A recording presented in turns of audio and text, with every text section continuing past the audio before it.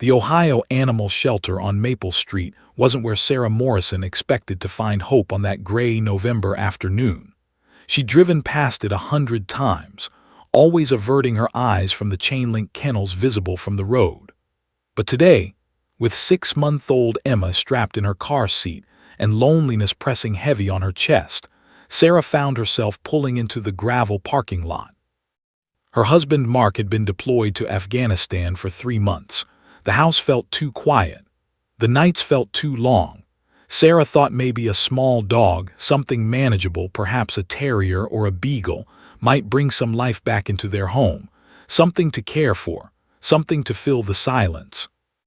The shelter smelled of disinfectant and something deeper, something sadder. A young volunteer named Katie greeted them with a practiced smile that didn't quite reach her eyes. "Looking for anything specific?" she asked, reaching out to tickle Emma under the chin. The baby gurgled happily. "Something small," Sarah said quickly. "Good with children, quiet maybe." Katie nodded and led them past rows of kennels. Dogs of every size and shape pressed against the bars, barking, whining, desperate for attention. Sarah's heart ached at each one, but she kept walking, Emma babbling contentedly in her arms. They were nearly to the small dog section when Emma suddenly shrieked, not in fear, but in delight. Sarah turned to see what had caught her daughter's attention. In the corner kennel, partially hidden in shadow, lay the largest German shepherd Sarah had ever seen. But size wasn't what made her breath catch. It was the dog's condition. His ribs showed prominently through dull, patchy fur. Scars crisscrossed his muzzle and neck. One ear was torn at the tip. He lay completely still, his head on his paws, not even looking at the passers-by like the other dogs did. "Oh, that's Max," Katie said quietly, her voice dropping. He's been here 8 months. I probably shouldn't even show him to you. He's not good with people." But Emma was reaching out with both chubby arms, leaning so far out of Sarah's grasp that she nearly toppled forward. "Doggy, doggy," she squealed with pure joy. Something remarkable happened then. Max's head lifted. His dark, haunted eyes focused on the baby. Slowly, so slowly it seemed to take forever, he rose to his feet. He was massive, easily 90 pounds, though he should have weighed more. He moved with a slight limp, favoring his back left leg. "Ma'am, I really don't think," Katie started, but Sarah was already stepping closer to the kennel. Max approached the bars with cautious, deliberate steps. Emma's little fingers stretched through the chain link and Sarah's heart lurched. She started to pull back but froze. Max had lowered his great head and gently, so gently, pressed it against Emma's palm. The baby laughed, a sound of such pure delight that even Katie smiled. "Well, I'll be damned," Katie whispered. "He's never done that before, never. He usually won't even come to the front of the kennel." Sarah watched, mesmerized, as her daughter patted the scarred dog's head, and the scarred dog stood perfectly still, his eyes closing in what looked like bliss or relief. "What's his story?" Sarah heard herself ask. Katie's expression darkened. "Police found him chained in a basement on the east side. No food, no water. The guy who owned him was running a dog-fighting ring. Max was supposed to be a fighter, but—" She paused, looking at the gentle giant pressing against the bars to stay close to Emma. "He wouldn't fight. So they used him as a bait dog, let the aggressive dogs practice on him. When police raided the place, Max was hours from dead. The rescue vet said it was the worst case of abuse she'd ever seen." Sarah felt tears prick her eyes. "Why hasn't anyone adopted him?" "He's terrified of people, won't let anyone touch him, won't eat if anyone's watching.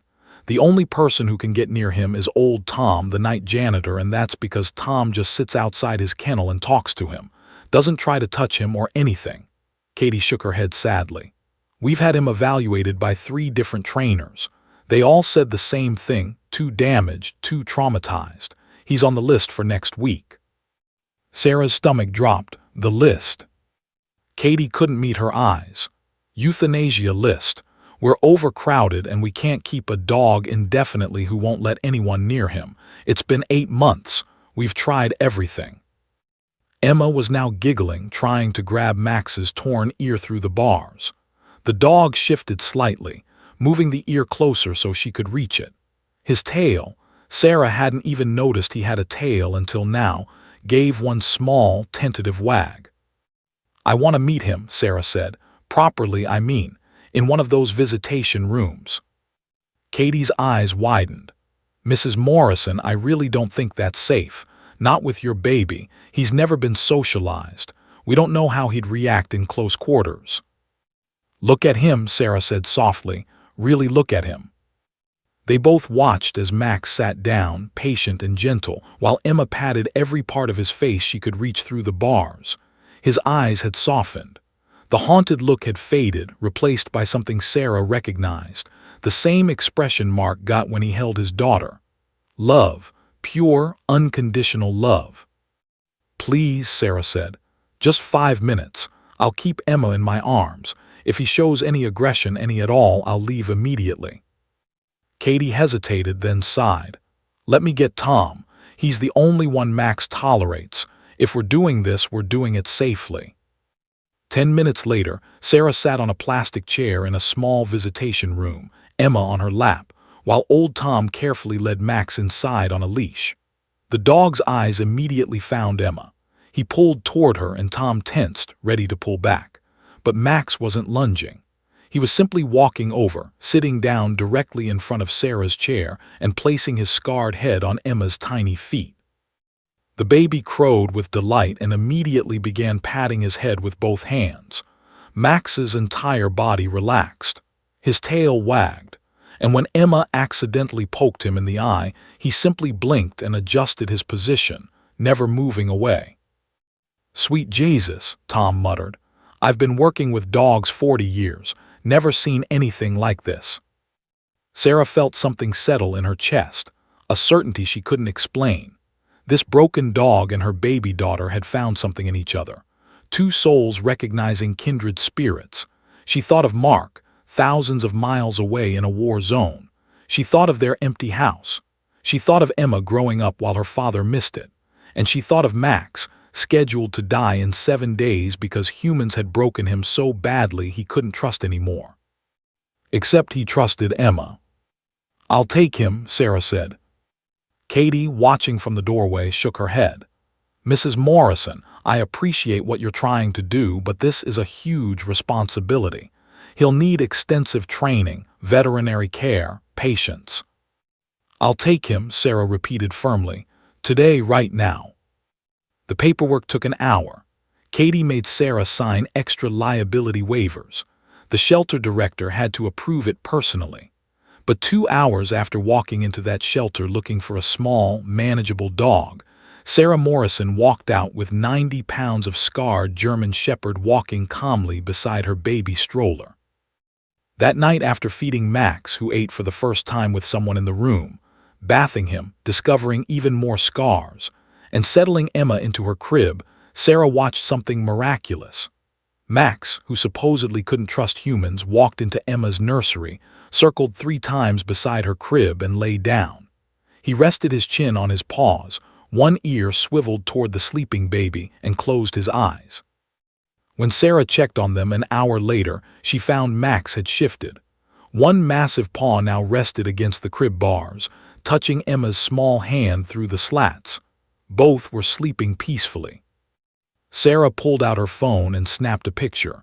She sent it to Mark with a caption, "We added to our family. Her name is Hope. His name is Max. Come home safe to meet them both." She had no idea that this scarred, broken, beautiful dog would one day save her daughter's life, or that his loyalty would lead them all into a courtroom where justice hung in the balance. But that night, watching her daughter and her new dog sleep in perfect trust, Sarah Morrison believed in second chances, for all of them. The first year with Max was nothing short of miraculous. The dog who supposedly couldn't trust anyone became Emma's constant shadow. He learned to trust Sarah too, though it took months of patient, gentle consistency. By Emma's 2nd birthday, Max had gained 30 healthy pounds, his coat gleamed, and the haunted look had vanished from his eyes. He'd never be unmarked, the scars remained, a permanent map of his suffering, but he'd become whole again. Then the deployment notice came. Sarah found it in the mailbox on a Wednesday afternoon, sandwiched between grocery store flyers and credit card offers. Mark's unit was being sent to Afghanistan. 6 months, maybe longer. She sat in her car in the driveway, Emma chattering happily in the backseat, Max's head resting on the console between them, and felt her world tilt sideways. Mark left on a cold January morning. Emma, now 2.5, didn't fully understand why Daddy was leaving. She kept asking when he'd be home for dinner. Sarah held herself together until Mark's bus pulled away, then broke down in the parking lot. Max pressed against her legs, whining softly, and somehow she found the strength to drive home. The loneliness was suffocating. Their modest house in suburban Columbus felt enormous and empty. Sarah threw herself into motherhood, into keeping routines stable for Emma. Max helped more than she could have imagined. He seemed to sense her grief, staying closer than usual, resting his head on her lap during the long evenings after Emma went to bed. Derek Morrison appeared the second week after Mark's deployment. Mark's younger brother had always been charming, too charming, Sarah sometimes thought, though she'd never voiced it. He was handsome in a slick way, with practiced smiles and easy compliments. He'd never married, cycled through jobs, and had a habit of borrowing money from Mark that never quite got repaid. But he was Mark's brother, and when he showed up at the door with takeout and an offer to help around the house, Sarah felt guilty for her hesitation. "You shouldn't be alone right now," Derek said, flashing that trademark smile. "Mark would want someone checking on his girls." Emma toddled over, shy at first. "Uncle Derek," she said, remembering him from Christmas gatherings. "Hey there, princess." Derek swooped her up, spinning her around. Emma giggled. Then Max entered the room. The transformation was instantaneous and terrifying.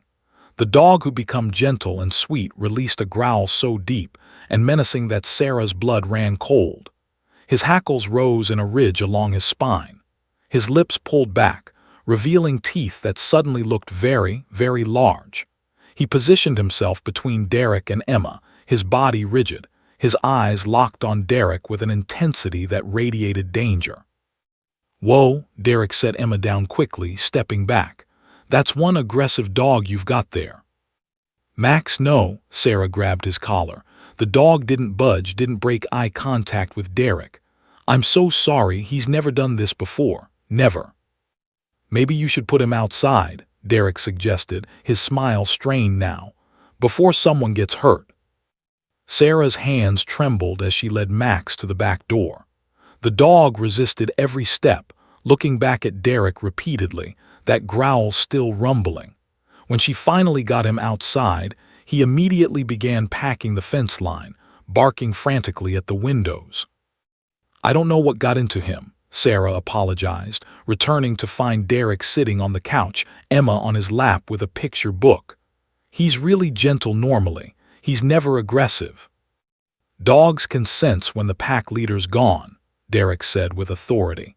"He's probably confused about the hierarchy now that Mark's deployed. You should consider getting him retrained before he becomes a real problem." The barking continued, relentless and desperate. The neighbor's lights flicked on. Sarah felt her cheeks burn with embarrassment. Derek started coming over twice a week. He'd bring dinner, help with yard work, fix things around the house. Sarah appreciated the help, truly she did. Being a single parent was exhausting, but every single visit became a battle with Max. The dog's reaction to Derek never softened. If anything, it intensified. Sarah tried everything. She had Max in the backyard before Derek arrived. She crated him in the basement. She even hired a dog trainer who specialized in aggression. The trainer watched Max's behavior during one of Derek's visits and frowned. "Mrs. Morrison, this isn't typical aggression," the trainer said. "Most aggressive dogs show signs of fear or dominance.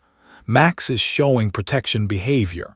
He's not trying to establish dominance over your brother-in-law. He's trying to protect you and your daughter from him." "But Derek hasn't done anything wrong," Sarah protested. "He's been nothing but helpful." The trainer shrugged. "Dogs pick up on things we don't. Pheromones, micro-expressions, body language. I've seen cases where dogs detected illness, pregnancy, even seizures before their owners knew. Has your brother-in-law ever done anything that made you uncomfortable? Sarah thought about it. Derek had always been, well, Derek. A little too familiar sometimes, standing a bit too close.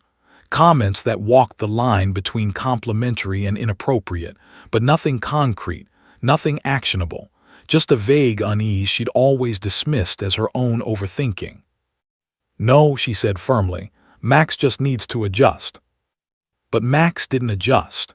If Derek reached for Emma, Max would bark until he was hoarse. If Derek moved towards Sarah, the dog inserted himself between them. It got to the point where Sarah had to lock Max in the bedroom during visits, where he would throw himself against the door and howl like he was dying. "You need to make a choice, Sarah," Derek said one evening, his voice taking on an edge she'd never heard before. "That dog is out of control. What if he hurts Emma? What if a kid comes over to play and Max attacks them? You're being irresponsible keeping an aggressive dog around a toddler." Sarah felt the words like a slap.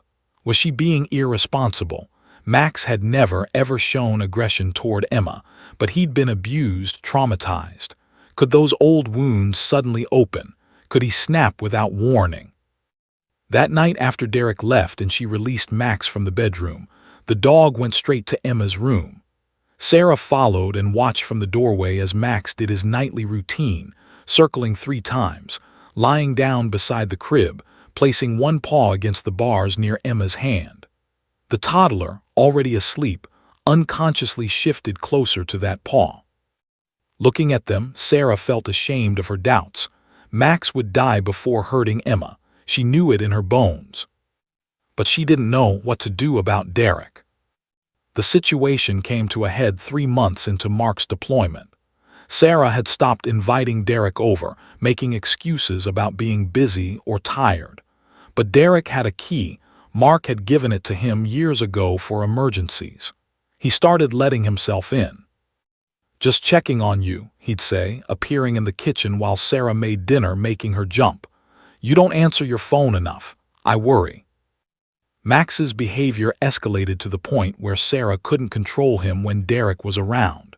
The dog was fixated, obsessed with keeping Derek away from Emma. Neighbors complained about the barking. The homeowners association sent a warning letter. Sarah felt trapped between loyalty to her husband's brother and trust in her dog's instincts. Then Emma started changing. The bright, bubbly toddler became quiet when Derek visited. She stopped running to greet him.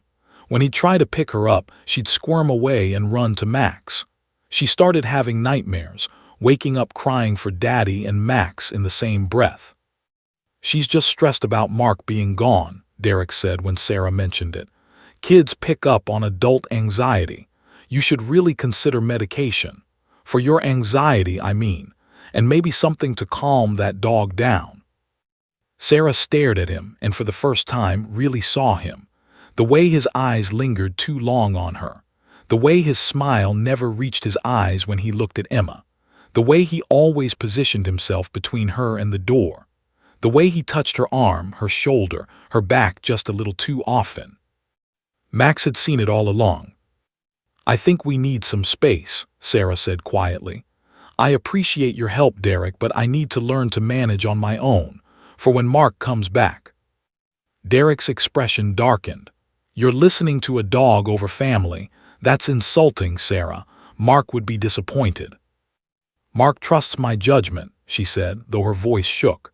"And right now my judgment says we need space." She thought that would be the end of it. She changed the locks. She stopped answering his calls. For 2 weeks, blessed silence. Emma's nightmares stopped. Max relaxed for the first time in months. Sarah let herself believe it was over. Then came the Tuesday that changed everything. Emma had an ear infection. The pediatrician called in a prescription to the pharmacy across town, the only one that had the specific antibiotic in stock. Sarah had to pick it up before they closed at 6. Emma was feverish and crying. It was a 15-minute trip, 20 with traffic. Derek had been quiet for weeks. Surely it would be fine. But she wouldn't leave Emma alone. She called her neighbor, Mrs. Chen, but got no answer. She called her friend Rachel, who was stuck at work. She was running out of time. The pharmacy closed in 40 minutes. Her phone rang. Derek. Hey, Sarah. I know things have been weird, but I heard from Mark. He asked me to check on you guys. Can I help with anything?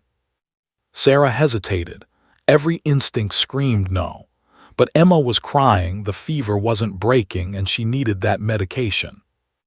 I need to run to the pharmacy really quick, she found herself saying.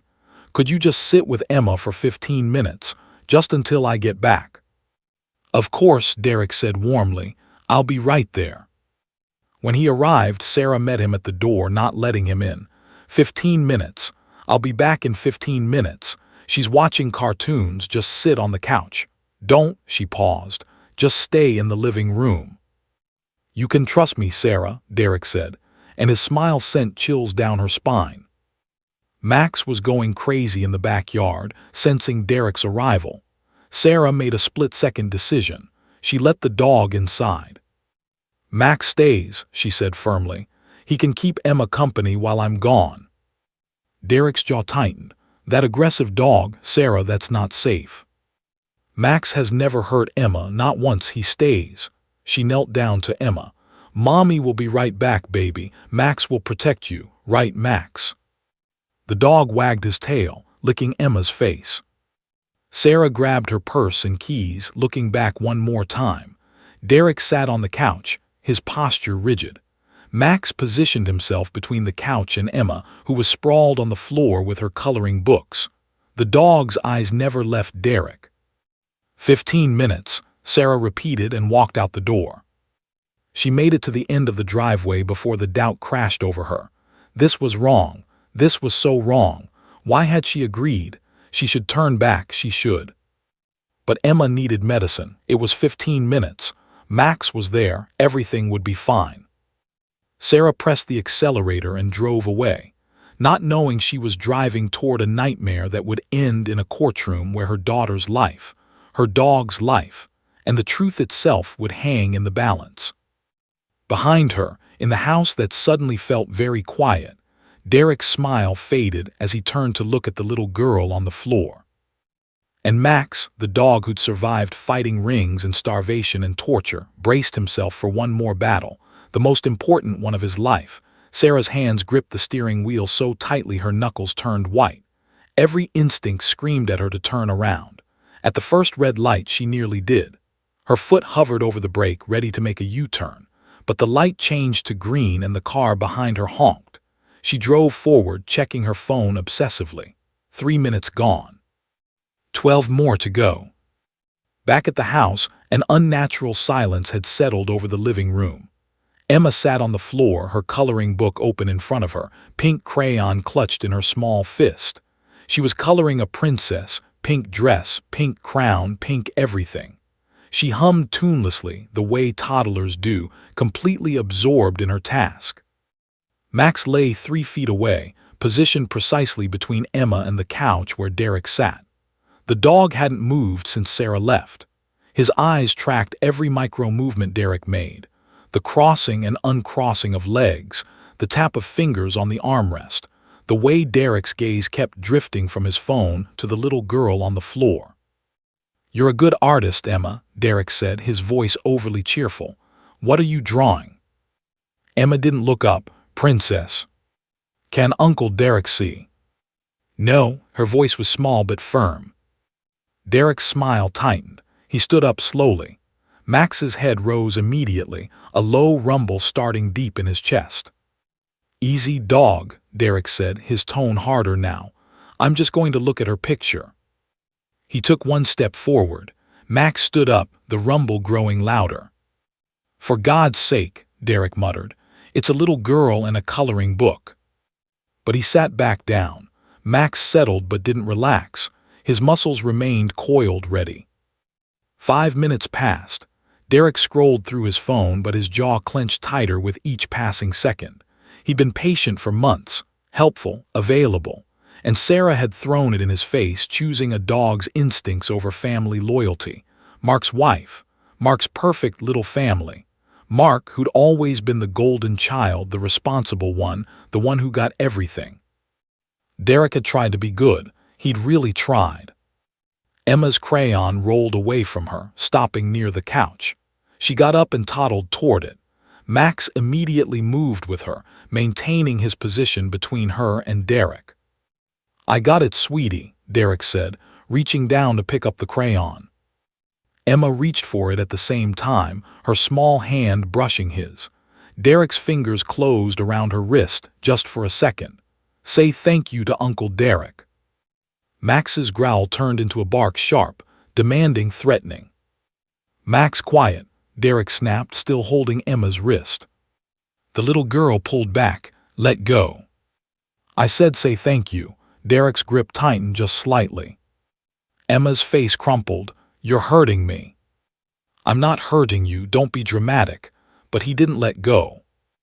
Max barked again, louder this time, his body tense as a coiled spring. "Shut up," Derek yelled at the dog. Then to Emma, his voice sharp and cruel in a way he'd never allowed Sarah to hear. "Your mother thinks you're so special. You and this stupid dog. Do you know how annoying you are? Always whining, always needing attention." Emma started to cry. "I want Mommy." "Well, Mommy left you. She left you with me." Derek pulled her closer.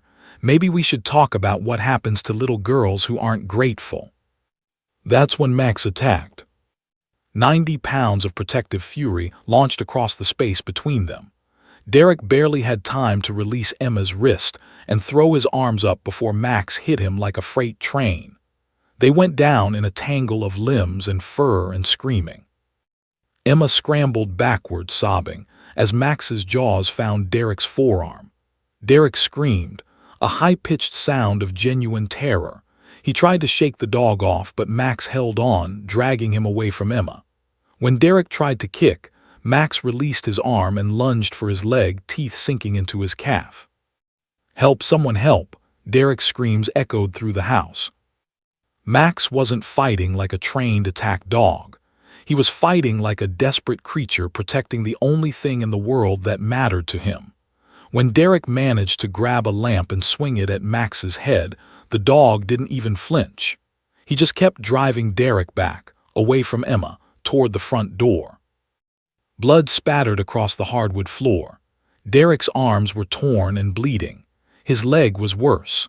But every time he tried to move toward Emma, whether to escape past her or to grab her, Max couldn't tell. The dog would attack again with renewed ferocity. Next door, Mrs. Chen was bringing in groceries when she heard the screaming. She dropped her bags and ran to the Morrison house, pulling out her phone. Through the front window, she could see the chaos inside. A man covered in blood, a massive dog attacking him, and a small child huddled in the corner crying. She dialed 911. "There's a vicious dog attack, 247 Maple Street. There's a little girl inside, please hurry." 2 more neighbors came running. Mr. Patterson, a retired Marine, grabbed a baseball bat from his garage and sprinted toward the Morrison house. Mrs. Rodriguez called out, "Don't go in there. Wait for the police." But Patterson kicked the front door open. The scene inside stopped him cold. Derek was on the ground near the entryway, trying to crawl toward the door, his arms and legs bleeding profusely. Max stood over him, teeth bared, blocking his path. And in the corner, Emma sat crying but completely untouched. "Get this dog away from me," Derek screamed when he saw Patterson. "It attacked me, it's rabid, shoot it." Patterson, who'd seen combat and knew the difference between chaos and purpose, noticed something Derek hoped no one would see. Emma wasn't just crying, she was holding her wrist, the one with red marks forming. And Max wasn't randomly attacking. He was deliberately keeping Derek away from the child. "Nobody move," Patterson said quietly. Sirens wailed in the distance, getting closer. Max's ears swiveled toward the sound, but he didn't move from his position. Derek tried to crawl forward again. Max snapped at him, Not biting this time, just warning, and Derek froze. Please, Derek sobbed, switching tactics. I was just babysitting. The dog went crazy. I was trying to protect Emma. Emma's small voice cut through the chaos.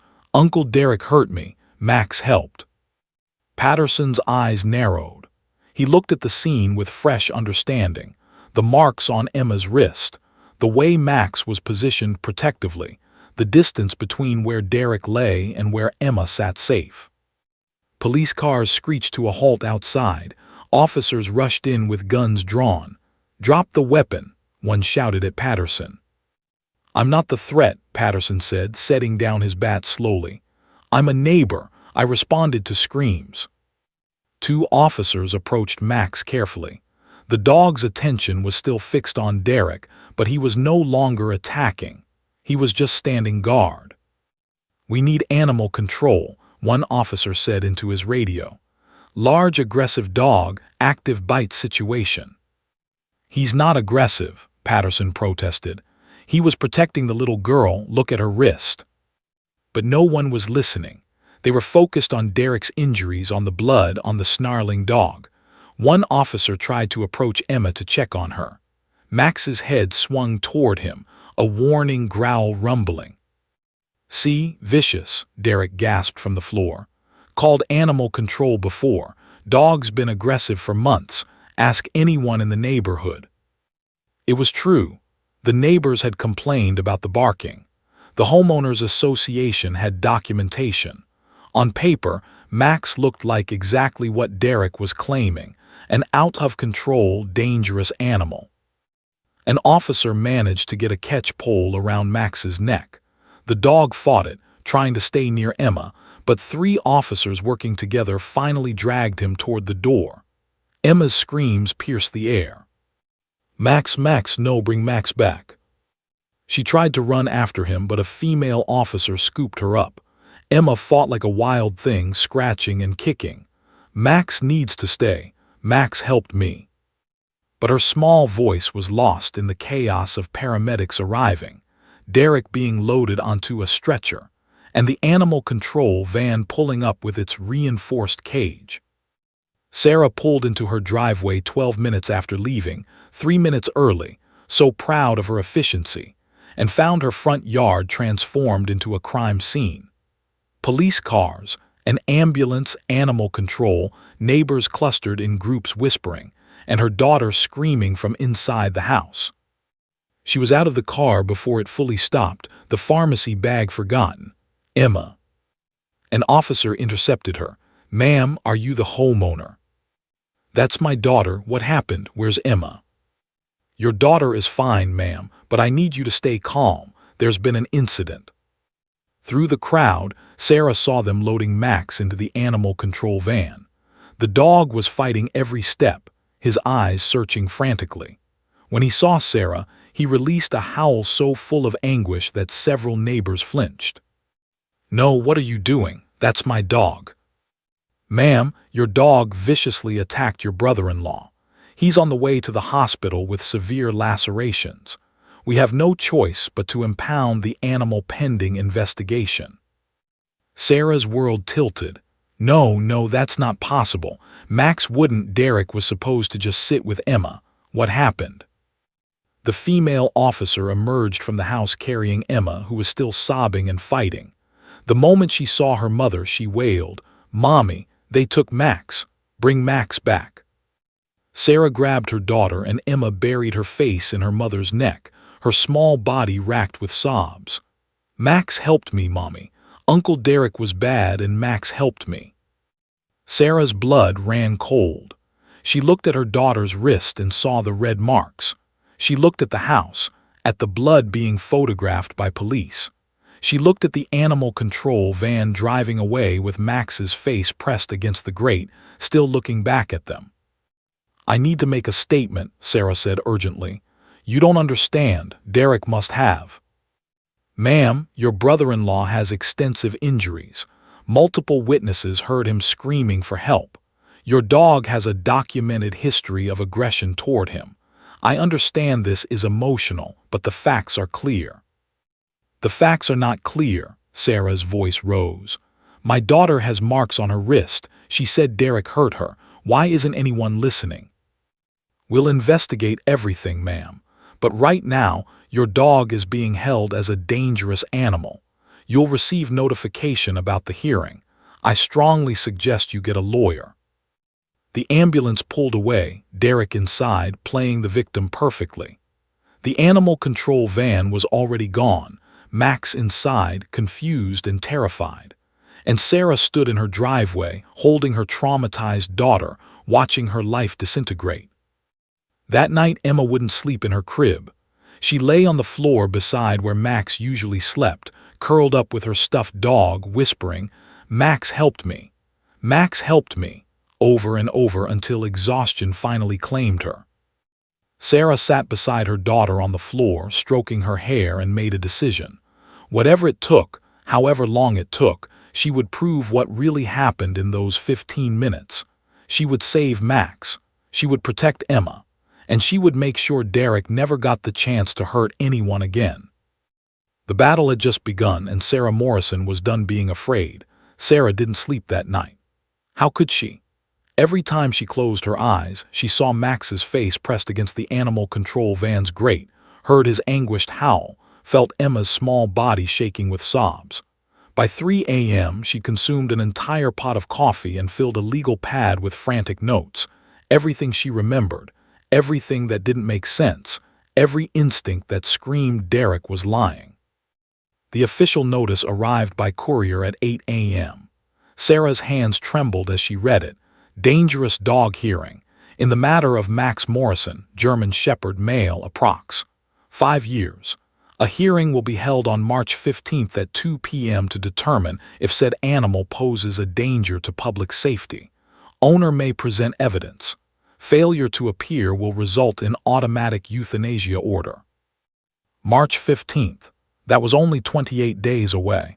28 days to save Max's life. Emma woke up asking for Max before she even opened her eyes.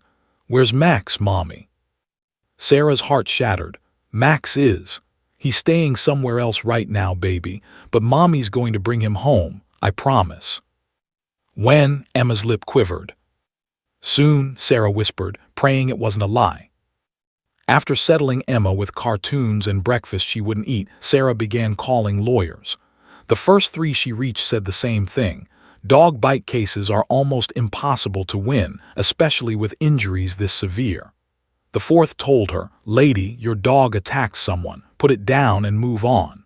The 5th said, "I don't take cases I can't win. Bad for business." Sarah was on her 14th call when a receptionist said, "Hold on. Let me see if Jennifer will talk to you." 2 minutes later, a clear, confident voice came on the line. "This is Jennifer Cole. Tell me everything and don't leave anything out." Sarah talked for 40 minutes straight. She told Jennifer about Max's background, his transformation, his bond with Emma, Derek's behavior, Max's escalating reactions, the marks on Emma's wrist, her daughter's words. "Max helped me." When she finished, silence stretched across the line. Sarah held her breath. "Mrs. Morrison," Jennifer finally said, "I'm going to be brutally honest with you. This case is a minefield. Your brother-in-law has documented injuries requiring 63 stitches. You have a dog with a background of severe abuse who showed repeated aggression toward the victim. Multiple neighbors will testify about noise complaints. You left your daughter alone with someone your dog had shown aggression toward, which prosecutors will use to paint you as negligent. And Ohio's dangerous dog laws are extremely strict." Sarah felt tears burning. "So you won't take it?" "I didn't say that." Jennifer's tone shifted. "I said it's a minefield, but I've been practicing animal law for 12 years, Mrs. Morrison. I know what a protective dog looks like versus an aggressive one. I know what abuse does to animals, and I know they don't forget their trauma, but they also don't attack without cause when they've been properly rehabilitated. And I know that 3-year-olds don't lie about being hurt. So you'll help us? I'll take your case on one condition. You do exactly what I say when I say it, no matter how strange it seems. Can you do that?" "Yes, anything." Good, meet me at my office in 2 hours. Bring Emma. Bring every photo you have of Max with your daughter. Bring your adoption paperwork from the shelter. Bring any vet records. And Mrs. Morrison, bring tissues. The next 4 weeks are going to be the hardest of your life. Jennifer Cole's office was nothing like Sarah expected. No mahogany desk or law books lining walls. Instead, photos covered every surface, dogs with their families, cats curled in laps, even a pot-bellied pig wearing a birthday hat. A sign above Jennifer's desk read, "They can't speak for themselves, so we will." Jennifer herself was in her late 30s, with kind eyes behind black-rimmed glasses and graying hair pulled into a practical ponytail. She greeted Emma first, kneeling to the child's level. "Hi, Emma, my name is Jennifer. I'm going to help bring Max home. Would that be okay?" Emma nodded solemnly, clutching her stuffed dog. "Can I ask you some questions about Max?" Emma nodded again. "Is Max a good dog or a bad dog?" "Good dog," Emma said immediately. "Best dog." "Did Max ever hurt you?" Emma shook her head vigorously. "Max keeps me safe." Jennifer pulled out a set of toy figures, a man, a woman, a child, and a dog. "Can you show me what happened when Uncle Derek was at your house?" For the next hour, while Sarah watched through a two-way mirror that Jennifer had explained was standard for child interviews, Emma used the toys to act out the incident. The uncle figure grabbed the child figure's arm. The child cried. The dog pushed the uncle away. Over and over the same sequence. And every time Emma would say softly, "Max helped." When Jennifer emerged from the interview room, her expression was grim. "That child has been traumatized, Mrs. Morrison, and not by the dog." "What do we do?" "First, I'm bringing in Dr. Lisa Chen, a child psychologist who specializes in trauma cases. She'll work with Emma using play therapy. It's less traumatic than traditional interviews and holds up better in court. Second, I'm hiring a private investigator to dig into Derek's background. Men who hurt children usually have a history. Third, we're getting Max evaluated by an animal behaviorist who can testify about protective versus aggressive behavior. "How much will all this cost?" Sarah asked, her voice small. She had some savings, but not much.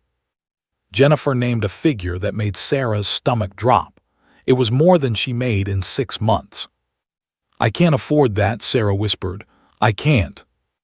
"I'm not asking you to pay it," Jennifer interrupted. "I have a foundation for cases like this. Animals who protected their families but are being punished for it. We'll cover the costs. You just focus on taking care of your daughter." Sarah burst into tears. "Why would you do this for us?" Jennifer turned her computer screen to show a photo of a scarred pit bull with a gray muzzle. "This is Rex. 15 years ago, he protected my little sister from an attempted kidnapping. The man Rex stopped sued my family, and we didn't have a good lawyer. Rex was euthanized before the case even went to trial." Her voice cracked slightly. "I became an animal lawyer so that would never happen to another family. So yes, Mrs. Morrison, I will absolutely do this for you." The investigation began immediately. Jennifer's private investigator, a former cop named Marcus Webb, started pulling records on Derek Morrison. What he found made Sarah's blood run cold. Derek had been fired from a daycare center in Cincinnati 4 years earlier. The official reason was budget cuts, but Marcus found 3 parents who complained about Derek's inappropriate touching of their children. The daycare had settled quietly, paid the families to sign NDAs, and let Derek resign rather than face criminal charges. Before that, Derek had worked at an elementary school. He'd been asked to leave after a first grader told her parents that Mr. Derek made her sit on his lap during reading time. Again, no charges, just a quiet exit. "This man is a predator," Marcus told Jennifer and Sarah during their strategy meeting. "He targets single mothers, positions himself as the helpful family member, and gains access to children. You probably weren't his first target, Mrs. Morrison, but your dog made sure you'd be his last." Sarah felt sick.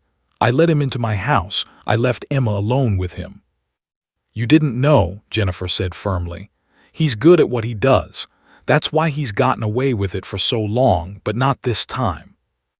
The animal behaviorist, Dr. Raymond Torres, visited Max at the shelter. He spent 6 hours with the dog over 3 days, testing reactions, examining body language, reviewing shelter records. His report was unequivocal. Max exhibits no signs of aggressive tendencies. His behavior is consistent with a protection-trained dog, though he has received no formal training. His responses to stimuli are measured and appropriate. When presented with child-sized mannequins in distress scenarios, Max consistently positioned himself protectively without showing aggression. When presented with adult mannequins exhibiting threatening behavior toward child mannequins, Max showed warning behaviors, growling, blocking, but only escalated to physical intervention when threats persisted. This is classic protective behavior, not aggression. Meanwhile, Dr. Chen worked with Emma 3 times a week. The little girl slowly opened up through play. She'd make the uncle doll say mean things to the little girl doll. She'd have the uncle grab the little girl too hard. And always, the dog doll would save her. "She's showing signs of attempted grooming," Dr. Chen reported. Derek was testing boundaries. The wrist grab wasn't his first attempt at inappropriate contact. It was just the first time he got aggressive about it. Emma mentions secrets Uncle Derek told her to keep, games that made her uncomfortable. This man was absolutely preparing to abuse this child. Sarah listened to the reports and felt guilty, angry, terrified. How had she missed it? What kind of mother was she? "A normal one," Jennifer said gently. "Predators are experts at manipulation. They isolate, they charm, they make you doubt your own instincts. The only one who saw through Derek from day one was Max, and that's why Derek wanted him gone." As the hearing date approached, Derek played his role perfectly. He gave a tearful interview to local news, showing his scars, talking about his traumatic attack. He filed a lawsuit against Sarah for medical bills and emotional distress. He even started a social media campaign, "Justice for Derek, victim of vicious dog attack." The community split. Half believed Derek's story of an unprovoked attack by a dangerous, abused dog. Half believed Sarah's claims of a protective dog stopping an abuser. The local news covered it nightly. Protesters gathered at City Hall with signs, "Ban dangerous dogs" on one side, "Save Max the hero" on the other. Through it all, Max sat in his kennel at the shelter, confused and grieving. The shelter workers reported that he wouldn't eat unless old Tom sat with him. He'd stopped playing, stopped responding to kindness. He just lay in the corner of his kennel, staring at the door, waiting for Emma. Sarah visited every day the shelter allowed. Each time, Max would press against the bars, whining, searching behind her for Emma. And each time Sarah had to leave without him, she heard his howls follow her to the parking lot. Emma wasn't doing much better. She refused to sleep in her crib. She stopped playing with other children at daycare. She'd draw pictures of Max over and over, Max with a sad face, Max in a cage, Max with a broken heart. Her teachers called with concerns about regression, about trauma responses, about a little girl who'd stopped being little. 14 days before the hearing, Jennifer gathered her team, Marcus, Dr. Chen, Dr. Torres, and 3 character witnesses who'd agreed to testify about Max's gentle nature. They had evidence, expert testimony, and Emma's account. But they were still facing an uphill battle. Derek's lawyer is going to argue that Max is inherently dangerous due to his abuse history, Jennifer explained. They'll say that fighting dogs can't be rehabilitated, that his protective instincts are actually aggression, that he's a ticking time bomb. They'll bring in their own expert who will contradict everything Dr. Torres says. And they have one advantage we don't: visible, documented injuries. "So what do we do?" Sarah asked. Jennifer looked at Emma, who was coloring another picture of Max in the corner. "We tell the truth. We let the evidence speak. And we pray that the judge sees what that little girl sees, a hero, not a monster. What are our chances? Jennifer was quiet for a long moment. Honestly, 40-60 against us. Judge Patricia Reynolds is hearing the case. She's ruled in favor of euthanasia in 8 out of the last 10 dangerous dog cases. She believes public safety trumps individual circumstances. Sarah felt her hope crumbling. So Max is going to die. Not if I have anything to say about it, Jennifer said fiercely. We have 2 weeks to build an airtight case. We're going to work miracles, Mrs. Morrison, because that dog in the shelter, he already worked one. He saved your daughter. Now it's our turn to save him. The countdown to the hearing continued. 13 days, 12 days, 10 days. Each day Sarah visited Max. Each night Emma cried for him. And somewhere in the city Derek Morrison smiled, confident that justice, his version of it, would prevail. But he'd underestimated 3 things: a mother's love, a lawyer's determination, and the truth that a 3-year-old child was about to tell in a courtroom that would fall completely, utterly silent. The morning of March 15th dawned gray and cold, matching Sarah's mood perfectly. She'd been awake since 3 a.m., rehearsing testimony, checking documents, and watching Emma sleep fitfully on the floor where Max used to lie. The little girl clutched her stuffed dog so tightly that her knuckles were white even in sleep. Sarah dressed carefully in the navy suit Jennifer had helped her pick out. Professional but approachable, the lawyer had said. Nothing too expensive that might seem disconnected from reality, nothing too casual that might seem disrespectful to the court. She braided Emma's hair, put her in the yellow dress that had always been Max's favorite, the one he'd gently tug with his teeth when he wanted to play. "Are we bringing Max home today?" Emma asked, her voice small and hopeful. Sarah's throat tightened. "We're going to try, baby. We're going to try really, really hard." Jennifer had warned her not to make promises she couldn't keep, but looking into her daughter's eyes, eyes that had lost their sparkle over the past 4 weeks, Sarah couldn't help but add, "Max knows we love him.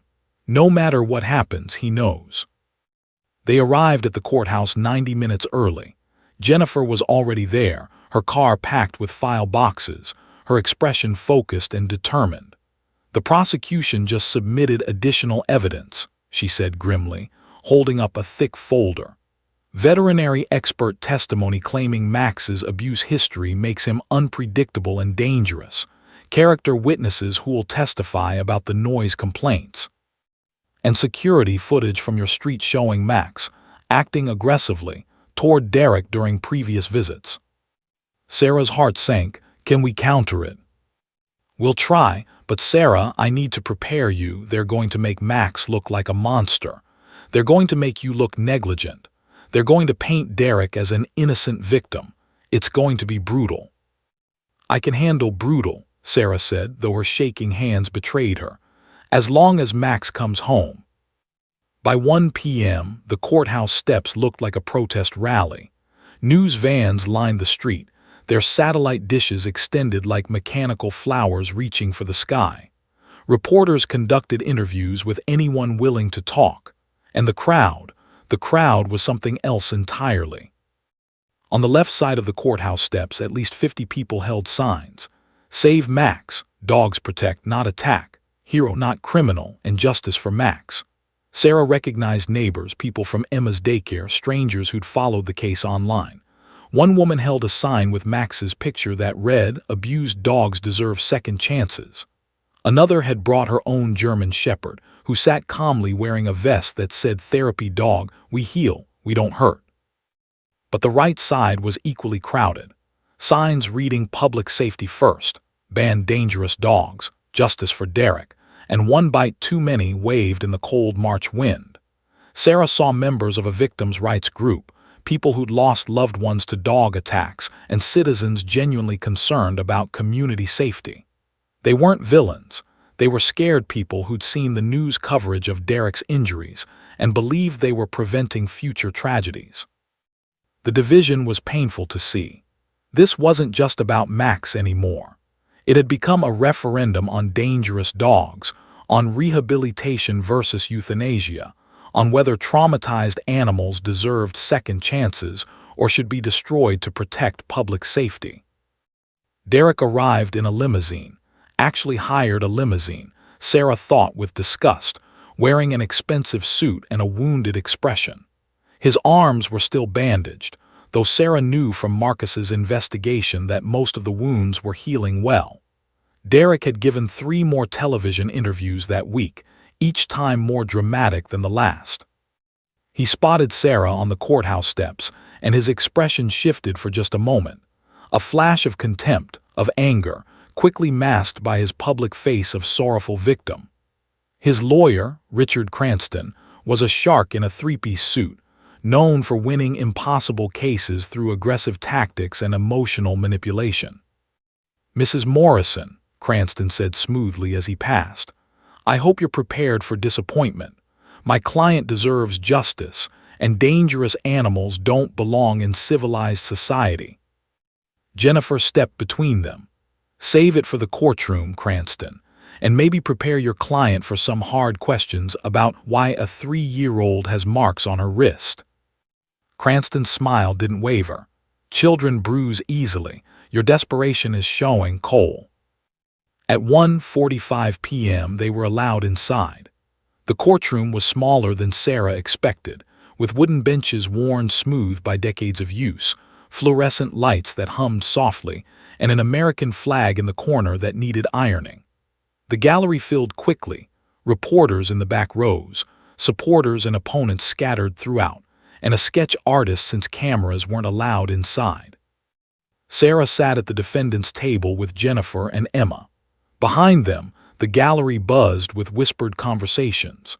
Derek sat across the aisle with Cranston and 2 paralegals, occasionally wincing and touching his bandaged arms for effect.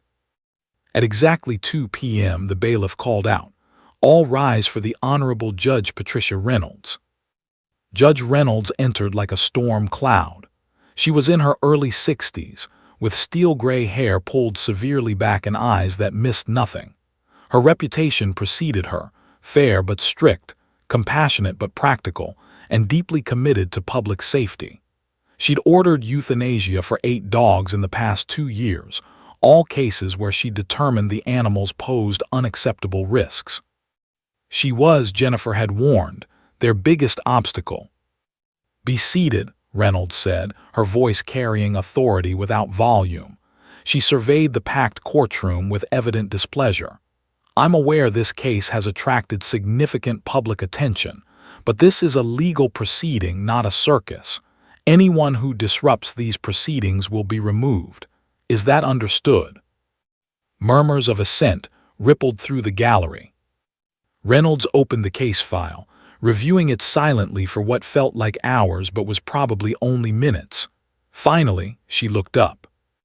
"This is a dangerous dog hearing pursuant to Ohio Revised Code Section 955.222.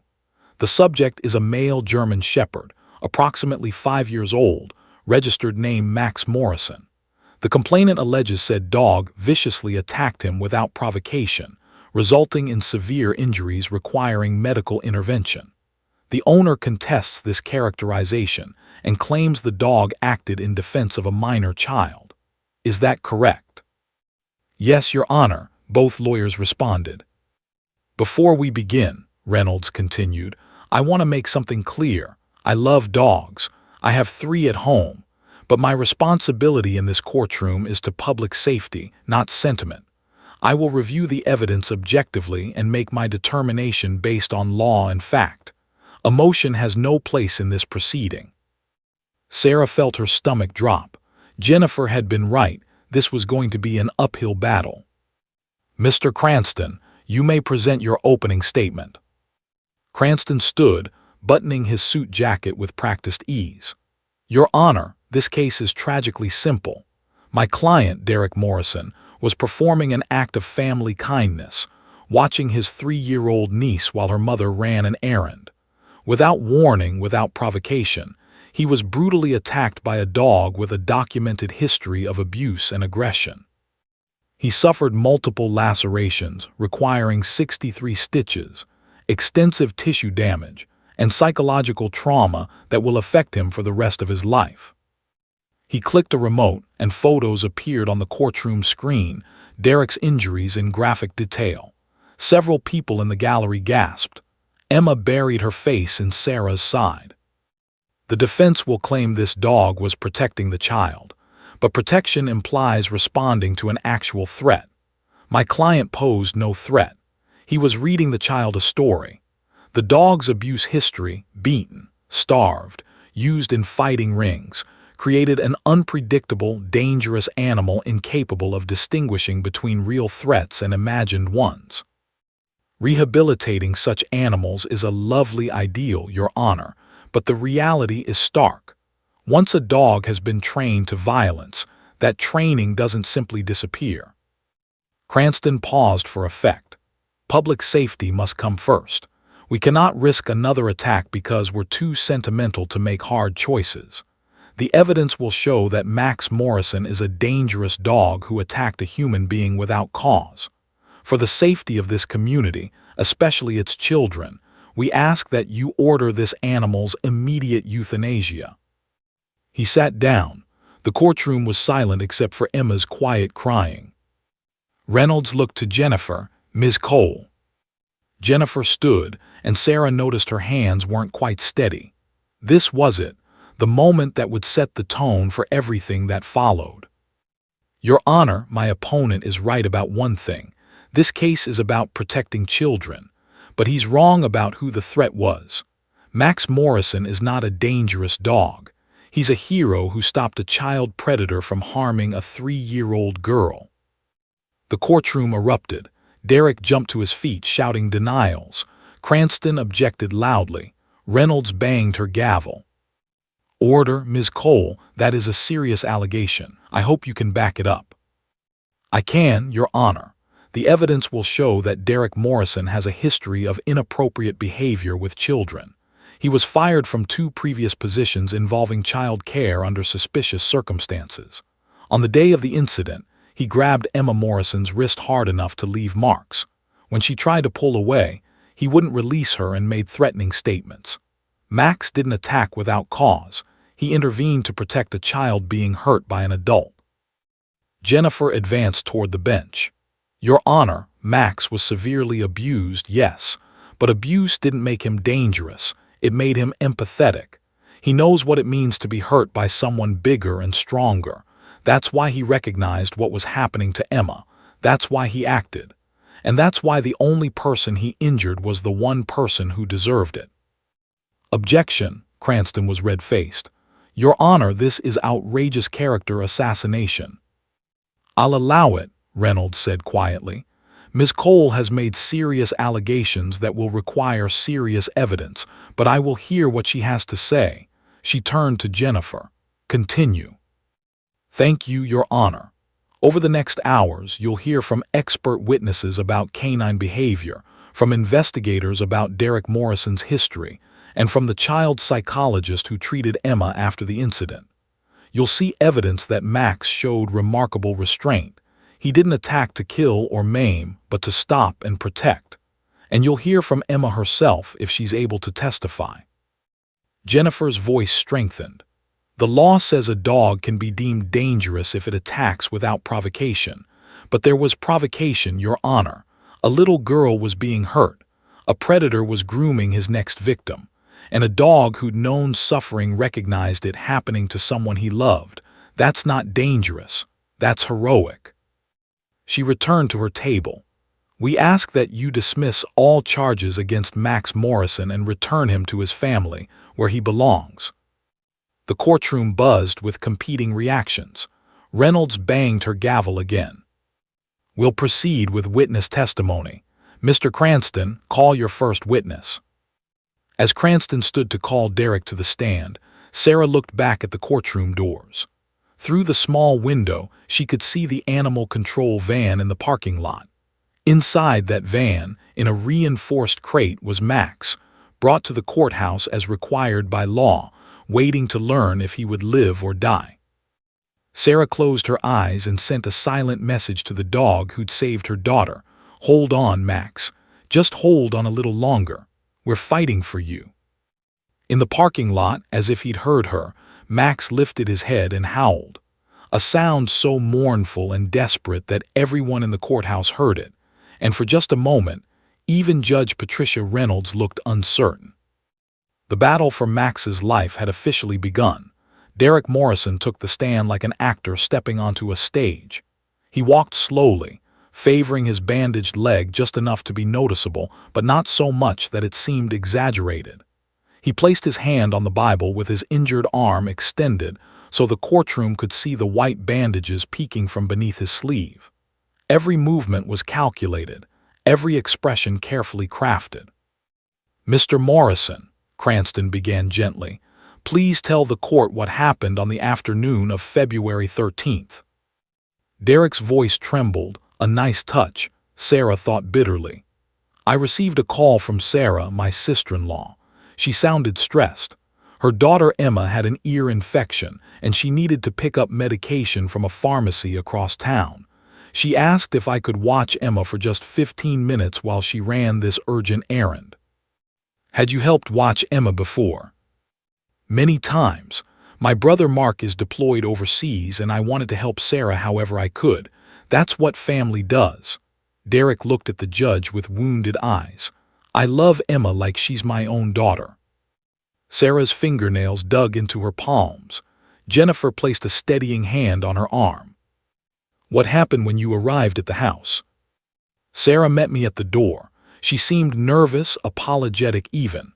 The dog, Max, was barking frantically in the backyard. Sarah made a decision to let the dog inside, saying he could keep Emma company. I was uncomfortable with this because Max had shown aggression toward me during previous visits, but I didn't want to argue. Sarah needed help." "What was Emma doing when Mrs. Morrison left?" "Coloring at the coffee table. She had her princess coloring book and a pink crayon. She was so sweet, so innocent." Derek's voice caught convincingly. "I sat on the couch, maybe 6 feet away, just watching her, making sure she was safe. I was looking at my phone, checking work emails. Everything was calm." "When did that change?" Derek took a deep breath as if steadying himself. Emma's crayon rolled toward the couch.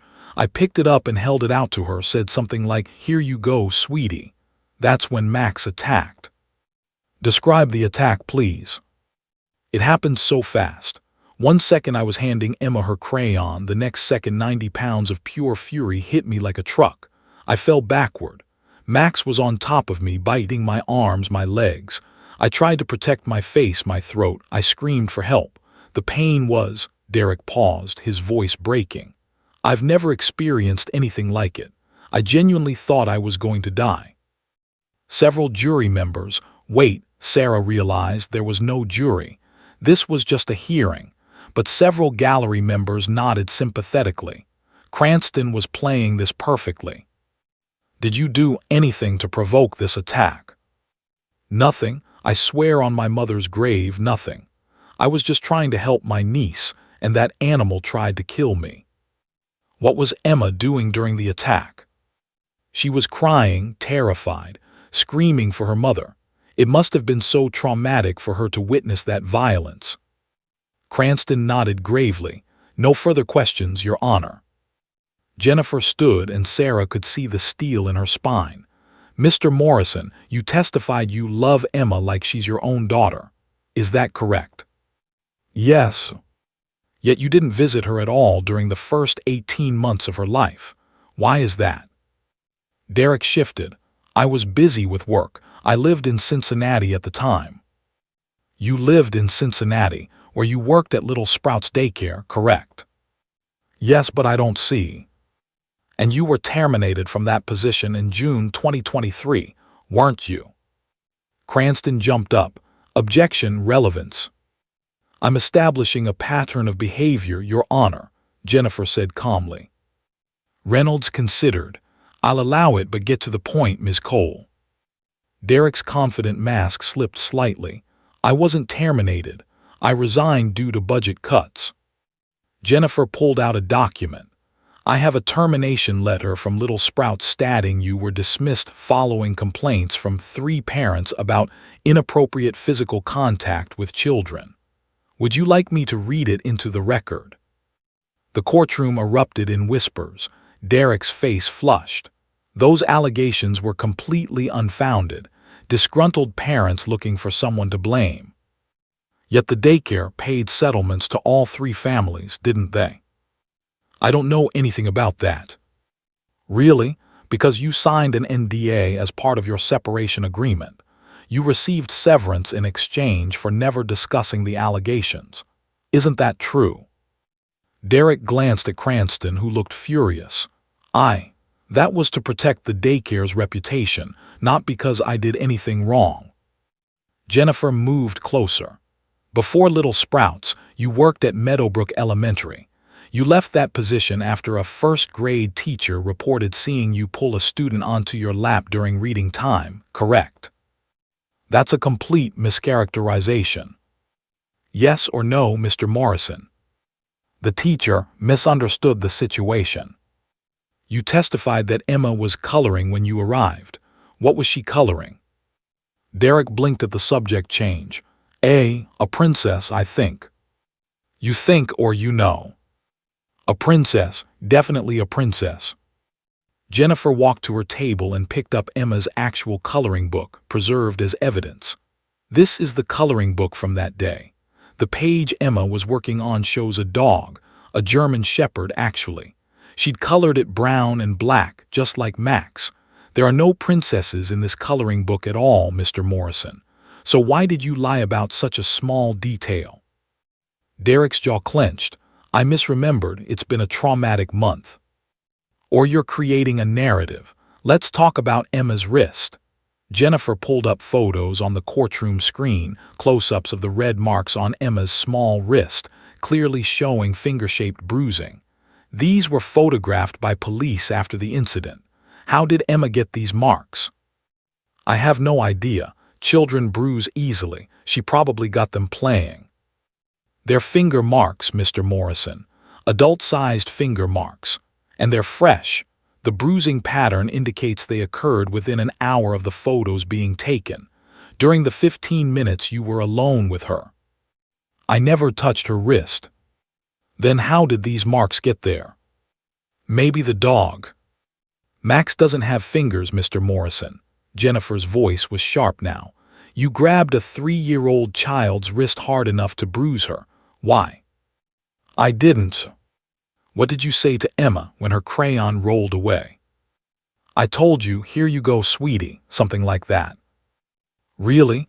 Because a neighbor's security camera picked up audio from your encounter. Would you like to hear it?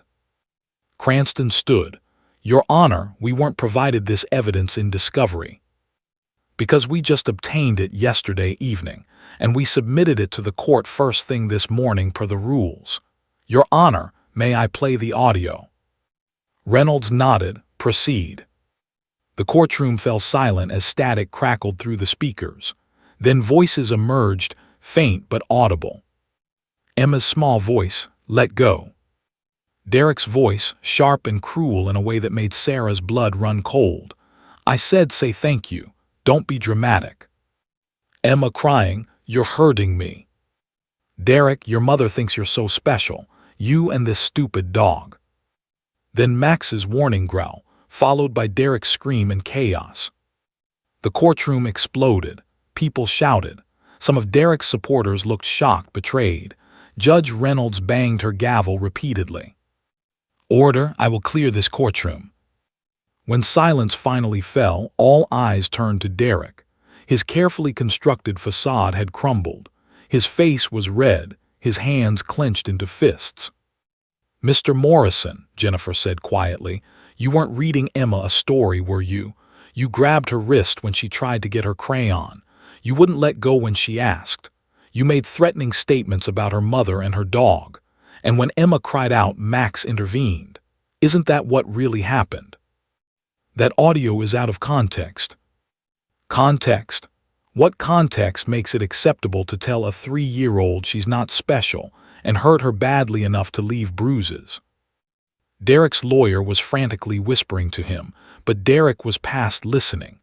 Months of playing victim, of being treated as a hero, of having everyone believe his lies, and now it was all unraveling.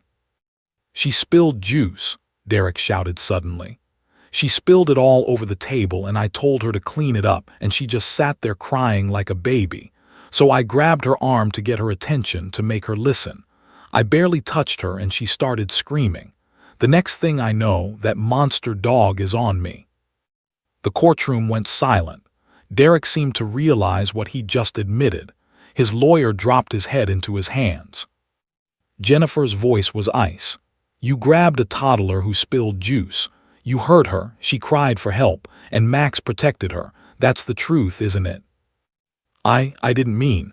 I lost my temper for 1 second. 1 second was enough. No further questions, Your Honor." Derek slumped in the witness stand, his performance destroyed by his own rage.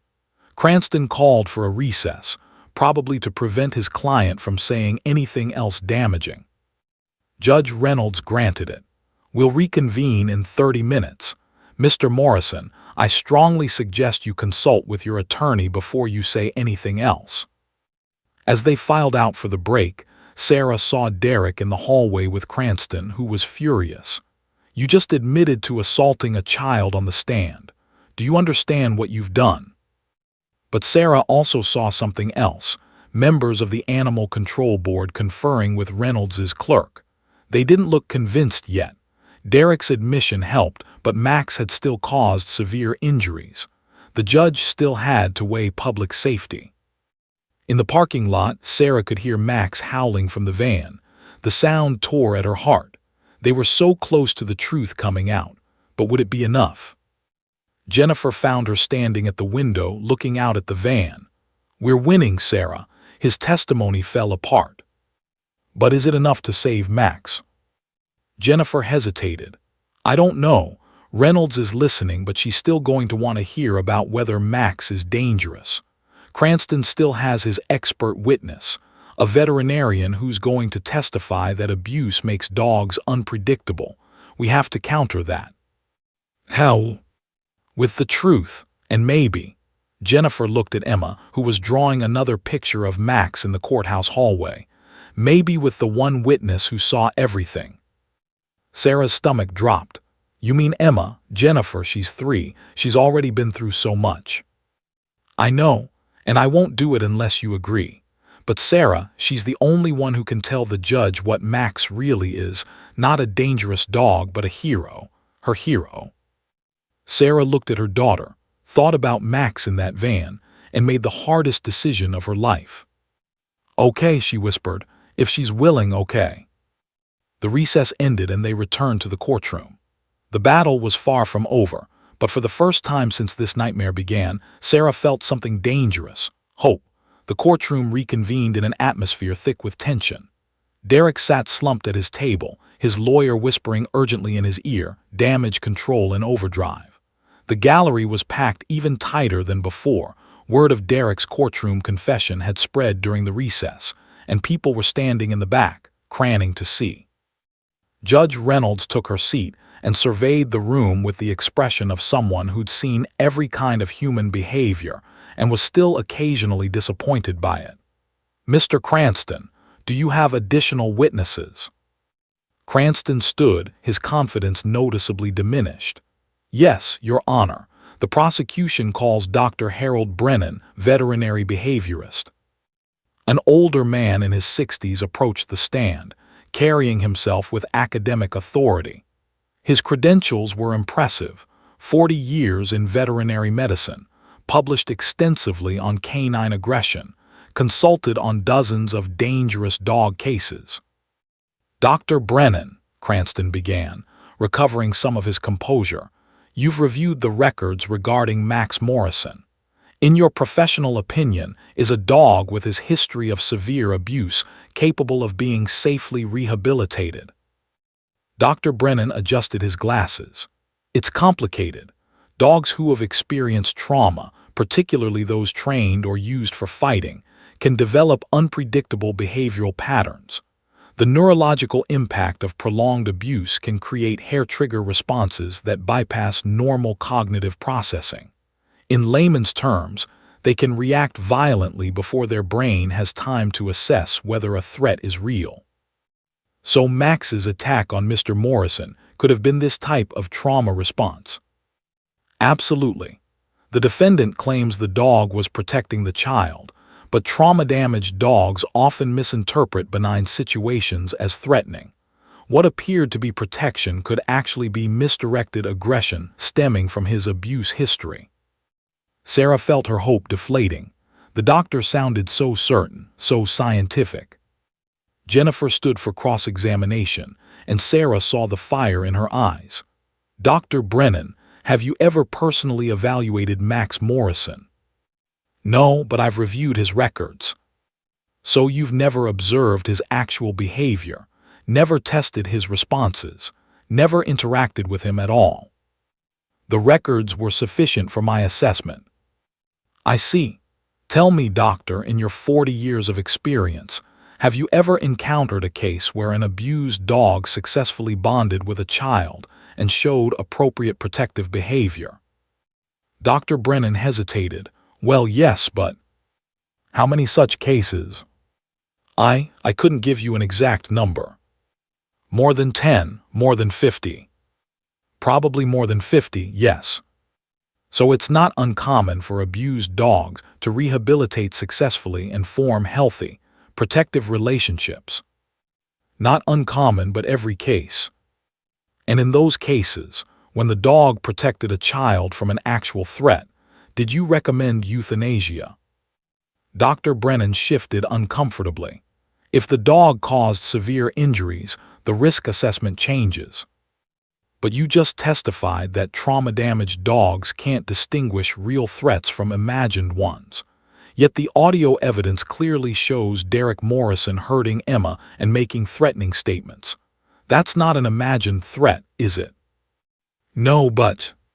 "So if Max was responding to an actual threat to a child he'd bonded with, that's appropriate protective behavior, not misdirected aggression, correct?" "In theory, but the severity of the injuries..." "Dr. Brennan, if someone was hurting a child you cared about, wouldn't you use whatever force was necessary to stop them?" Cranston objected. "The witness isn't on trial here." "Sustained," Reynolds said. "Rephrase, Ms. Cole." Jennifer nodded. "Doctor, isn't it true that a properly functioning protective response should match the level of threat, and that Max stopped attacking once Derek was no longer a threat to Emma?" "According to the reports, yes, but..."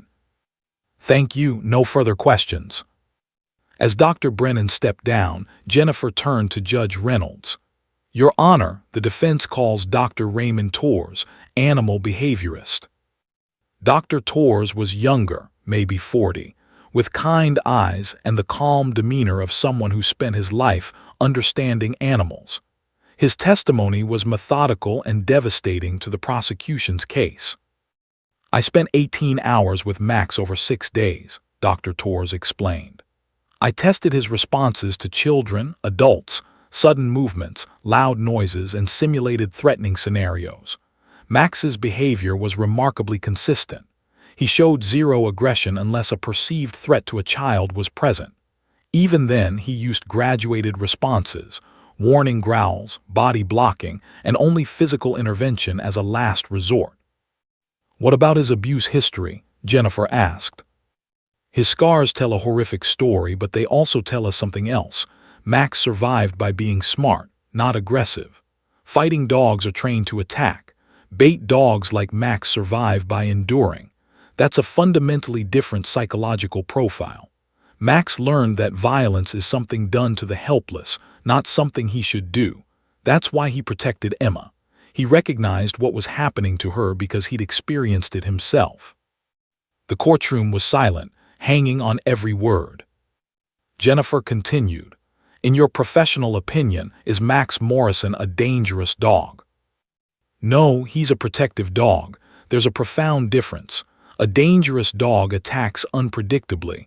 A protective dog responds to genuine threats. Max is the latter." After Dr. Torres stepped down, Jennifer took a deep breath. "Your Honor, the defense calls one final witness, Emma Morrison." The courtroom erupted in whispers. Cranston shot to his feet.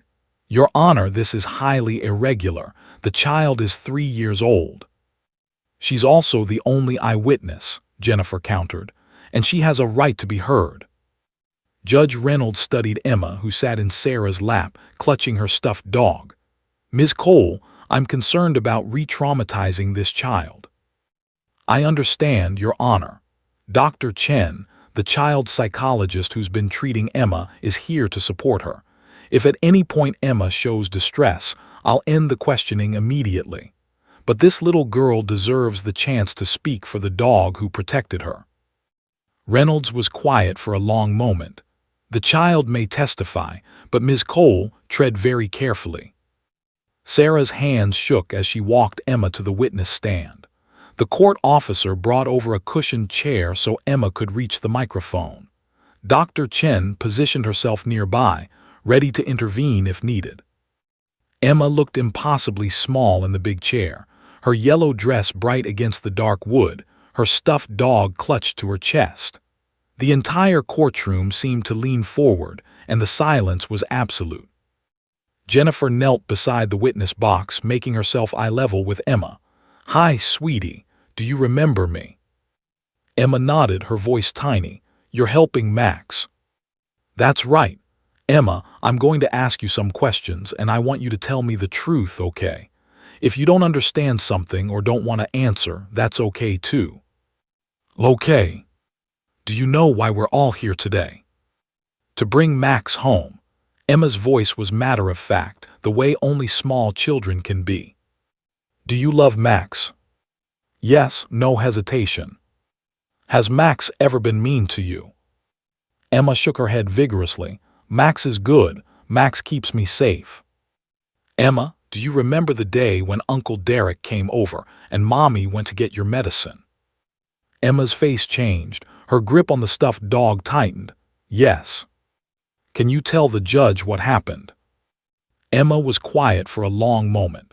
Her eyes found Sarah in the gallery, seeking permission or courage or both. Sarah nodded encouragingly, tears streaming down her face. "Uncle Derek was mad," Emma finally said, her voice barely above a whisper. "Why was he mad?" "I spilled juice, just a little bit, but he got really mad." "What did he do when he got mad?" Emma held up her wrist, showing the faded bruises still visible 4 weeks later. "He grabbed me here. It hurt. I said let go, but he didn't let go." The courtroom was so silent that the hum of the fluorescent lights seemed loud. "What happened next, Emma?" "Uncle Derek said mean things. He said Mommy thinks I'm special, but I'm not. He said Max is stupid. He wouldn't let go and it hurt and I was scared." Jennifer's voice was gentle. "What did Max do?" Emma's face lit up for the first time. "Max helped." "Can you tell the judge how Max helped?" "Max came and pushed Uncle Derek away from me. Uncle Derek tried to hurt Max, but Max wouldn't let him get close to me. Max protected me." "Were you scared of Max?" Emma looked genuinely confused by the question. "No, Max loves me. I was scared of Uncle Derek, but not Max, never Max." Jennifer glanced at Judge Reynolds, who was watching Emma with an unreadable expression. "Emma, if Max could come home, what would you want to tell him?" Emma thought about this seriously. "I would tell him thank you for helping me, and I'm sorry the bad people took him away, and I miss him every single day." Her voice cracked. "I sleep on the floor where he used to sleep because it makes me feel close to him. I draw pictures of him so he won't forget me. And I want him to come home because he's my best friend and he didn't do anything wrong." Tears were flowing freely now, not just from Emma but from half the courtroom. Even Cranston looked uncomfortable. "One more question, Emma. I want you to look at the judge and tell her what you think should happen to Max." Emma turned her small face toward Judge Reynolds. The little girl and the stern judge locked eyes, 3 years of innocent truth meeting 60 years of legal experience. "Max helped me," Emma said clearly, her voice stronger now. "When I was scared and someone was hurting me, Max helped me. Good dogs help people. Max is a good dog. He should come home." The simplicity of it, the pure, uncomplicated truth from a child who'd lived through trauma and came out believing in the goodness of the creature who'd saved her, was devastating. Jennifer's voice was thick with emotion. "Thank you, Emma. You're very brave. No further questions." Cranston stood, but his heart clearly wasn't in it. "Your Honor, I have no questions for this witness." As Sarah lifted Emma from the witness stand, the little girl suddenly spoke again, unprompted. "Judge." Reynolds looked up. "Yes, Emma." "If you send Max away forever, who will protect me next time?" The question hung in the air like a prayer or an accusation or both. Who will protect me next time? From a 3-year-old who'd learned too young that the world held people who would hurt her, and that sometimes salvation came with 4 legs and a scarred coat and love that asked for nothing in return. Judge Reynolds's expression finally cracked. Just for a moment, just a flicker, but Sarah saw it. The professional mask slipping, the human heart underneath remembering what justice was supposed to mean. "We'll take a 30-minute recess," Reynolds said, her voice rougher than before. "Then I'll hear closing arguments and render my decision." As the courtroom emptied for the break, Sarah held Emma close and looked out the window at the animal control van. Inside, Max was waiting, not knowing that a 3-year-old girl had just become his best advocate, or that 2 words from her lips, "Max helped," might be the only thing standing between him and death. 30 minutes until they'd know if love and truth were enough to save a hero's life. The clock started ticking. The 30-minute recess felt like 30 hours. Sarah paced the courthouse hallway while Emma sat with Dr. Chen, drawing yet another picture of Max, this time with a smile on his face and a heart over his head. Jennifer was in a side room, preparing closing arguments, though they both knew the decision would ultimately come down to one person's judgment, Judge Patricia Reynolds. Derek had disappeared with his lawyer, probably preparing for the fallout of his courtroom admission. The gallery was buzzing with speculation. Reporters were already typing preliminary stories on their phones. The protesters outside had grown in number, both sides energized by the dramatic testimony. At exactly 3:47 p.m., the bailiff called them back inside. The courtroom filled quickly, the air crackling with anticipation. Judge Reynolds entered, her face an unreadable mask once more, though Sarah thought she detected something different in her eyes, something softer perhaps, or maybe that was just wishful thinking.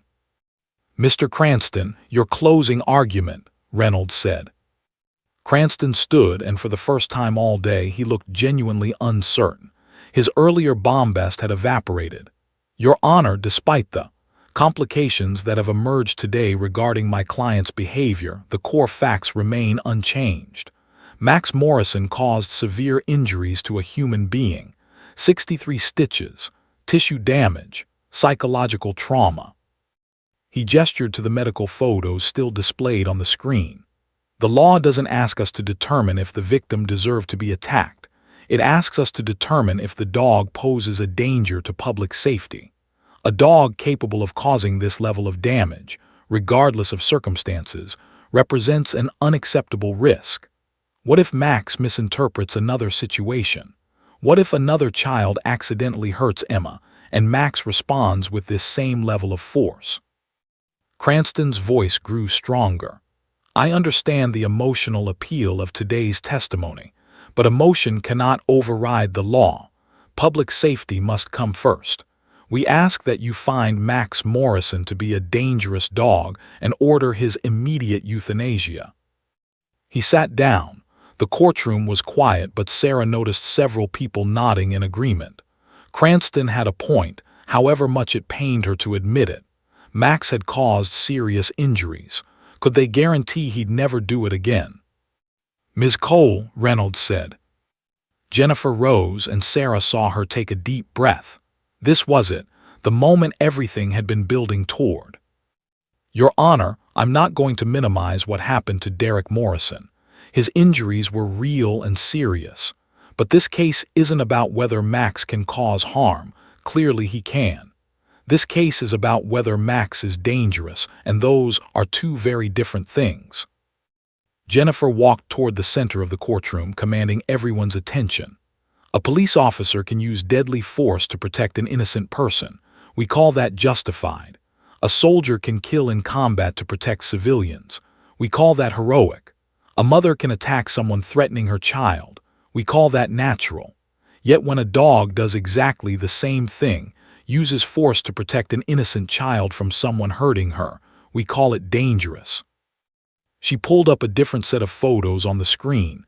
Max with Emma over the past 3 years. Max as an emaciated rescue, barely alive. Max with infant Emma's hand on his scarred head. Max and toddler Emma sleeping peacefully side by side. Max at the park, at birthdays, at bedtime. Always gentle, always protective, always present. This is Max Morrison, not a monster, not a weapon. A survivor who learned to love again despite every reason not to trust humans. He bonded with one person first, a baby who couldn't hurt him, who only showed him kindness. And from that single bond, he rebuilt his capacity for trust. Jennifer's voice grew passionate. The prosecution's expert said trauma-damaged dogs can't distinguish real threats from imagined ones, but the evidence proves otherwise. Max lived peacefully with Sarah for 3 years. He interacted with neighbors, with children at the park, with veterinarians, with strangers.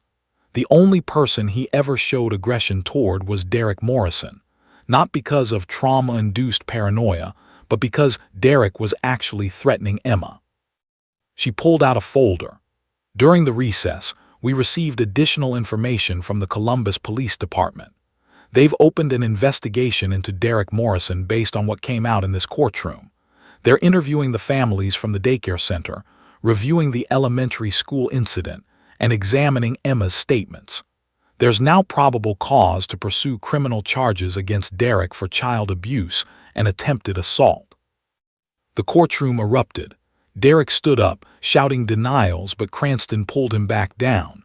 Judge Reynolds banged her gavel.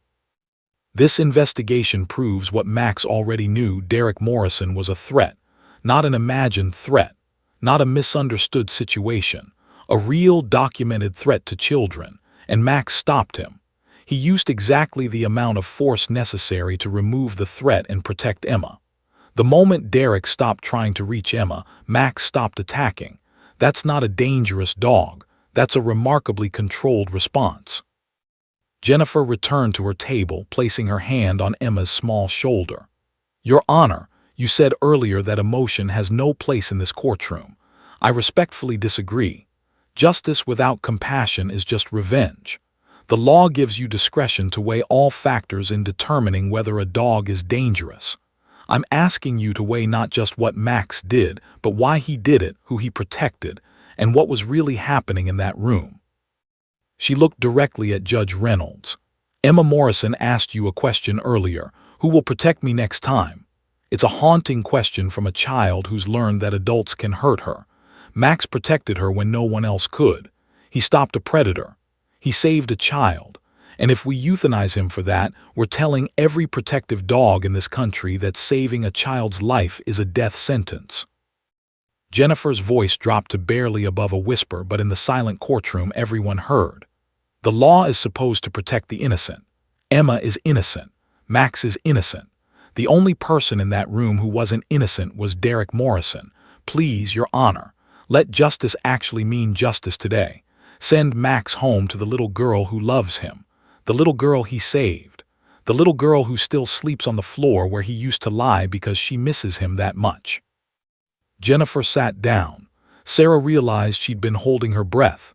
Emma was crying quietly, and Dr. Chen handed her tissues. Judge Reynolds sat silently for what felt like an eternity. She reviewed documents. She studied the photos of Max and Emma. She looked at the medical records. She glanced at Emma, who was watching her with desperate hope. Finally, Reynolds spoke. In my 23 years on the bench, I've presided over 17 dangerous dog hearings. I've ordered euthanasia in 12 of those cases. I don't make those decisions lightly. Every single one has haunted me, wondering if there was another way, if I made the right choice, if I prioritized safety over compassion or compassion over safety. She removed her glasses, rubbing her eyes. This case is unlike any I've encountered. The injuries are severe, that's undeniable, but the circumstances are extraordinary. The audio evidence clearly shows Derek Morrison hurting Emma Morrison and making threatening statements. The child's testimony is credible and consistent. The expert testimony from Dr. Torres demonstrates that Max's behavior was protective, not aggressive. Reynolds put her glasses back on and looked directly at Derek. "Mr. Morrison, pending the police investigation Ms. Cole mentioned, I'm issuing a restraining order. You are to have no contact with Emma Morrison or any other minor children. You will surrender yourself to police custody immediately following these proceedings."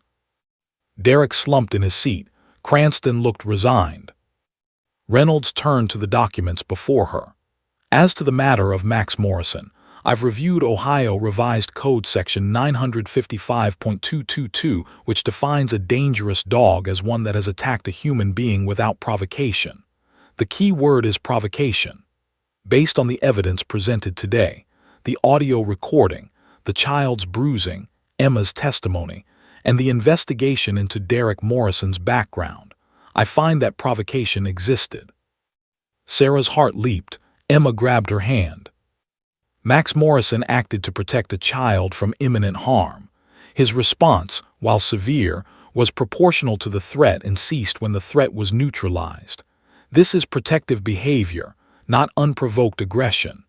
Therefore, I find that Max Morrison does not meet the legal definition of a dangerous dog. The courtroom exploded in cheers. People were crying, hugging, shouting with joy. Emma launched herself into Sarah's arms screaming, "Max Comes home! Max Comes home!" Reynolds banged her gavel, but she was smiling, actually smiling.